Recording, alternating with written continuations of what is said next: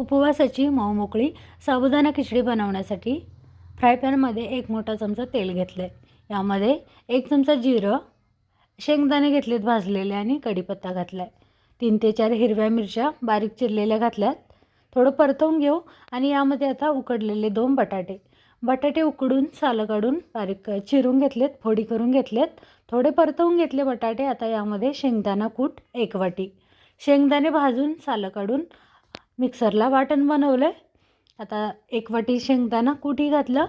यामध्ये चवीनुसार मीठ घालूया. उपवासाचं मीठ घेतलं आहे, 1 ते 1.5 चमचा घेतला आहे. आता यामध्ये घालूया 1 चमचाभर साखर, व्यवस्थित मिक्स करून घेऊ. तर आता यामध्ये घालूया भिजवलेला साबुदाणा.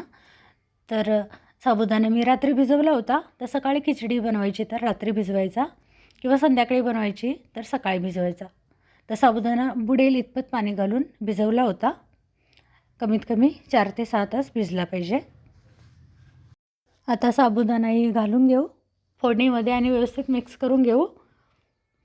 तर अगदीच खाली लागू नये यासाठी स्लो टू मीडियम फ्लेमवर असं परतवून घ्यायचं आहे. त्या ठिकाणी थोडा साबुदाणा जास्त होता म्हणून मी या ठिकाणी दुसऱ्या फ्राय पॅनमध्ये थोडा काढून घेतला आहे, म्हणजे व्यवस्थित परतायला होईल.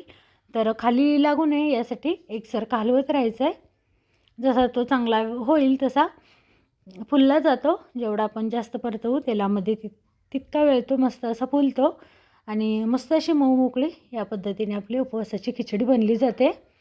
अगदीच उपवास नसेल तरीसुद्धा नाश्त्यासाठी आपण ही साबुदाणा खिचडी बनवू शकतो, किंवा अगदीच लाल तिखटामध्ये बनवताना आपण कांदा, लसूण, कोथिंबीर असे घालूनसुद्धा उपवास नसतानासुद्धा आपण ही साबुदाणा खिचडी आहे ती लाल तिखटामध्ये नाश्त्यासाठी नक्कीच बनवू शकतो.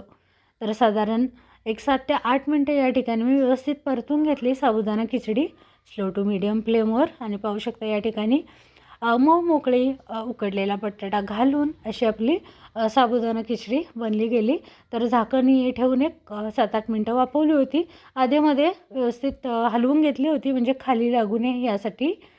आणि आपल्याला अगदीच गरज वाटत असेल तर शेवटी थोडासा आपण शेंगदाणा कूट घालूनही परतवू शकतो. पण या ठिकाणी मी वापरलेला शेंगदाणा कूट अगदी बरोबर लागला होता.